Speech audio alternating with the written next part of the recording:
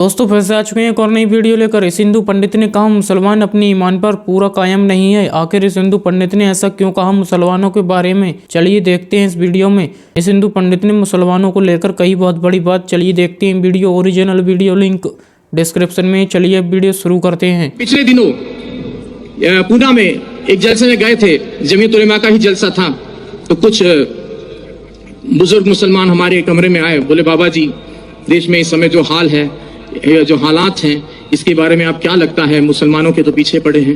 तो मैंने उनसे कहा कि मुसलमान होना अपने आप में गर्व की बात है, मुसलमान होना एक फख्र की बात है। वीडियो को पूरा जरूर देखें, वीडियो आगे शेयर भी करें। मुसलमान से मतलब है मेरा मुकम्मल ईमान वाला, और मुकम्मल ईमान वाला कोई भी हो सकता है, फिर वो चाहे मुस्लिम हो, चाहे सिख हो, चाहे ईसाई हो, या मेरी तरह सनातन धर्म वाला एक मामूली सा अदना सा इंसान हो।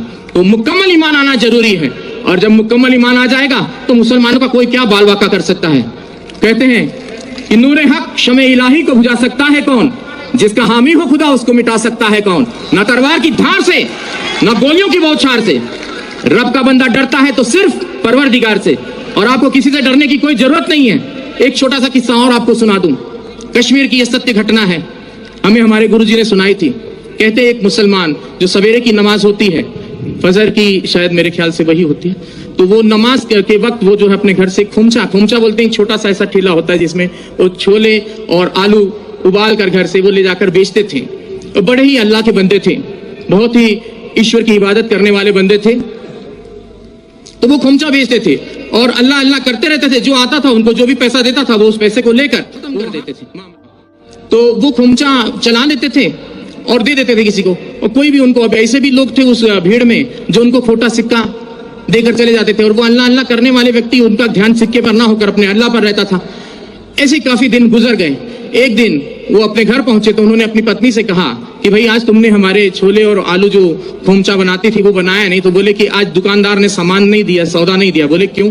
बोले जितने भी सिक्के इकट्ठा किए हैं आपने, ये सारे खोटे सिक्के हैं। बोले हाय अल्लाह। वो वहीं चुपचाप बैठ गए उस ईश्वर की इबादत में कि बोले हे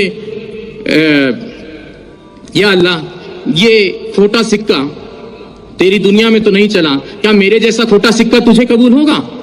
तो उसने उसी वक्त वहां पर एक नूर प्रकट हुआ और आवाज आई कि उस थैली में हाथ डालकर देख। और जब उसने थैली में हाथ डालकर देखा तो वो सारे खोटे सिक्के सोने की अशरफियों में तब्दील हो गए थे। तो मुसलमान ऐसा होता है जो किसी खोटे सिक्के को भी हाथ लगा दे तो सोने की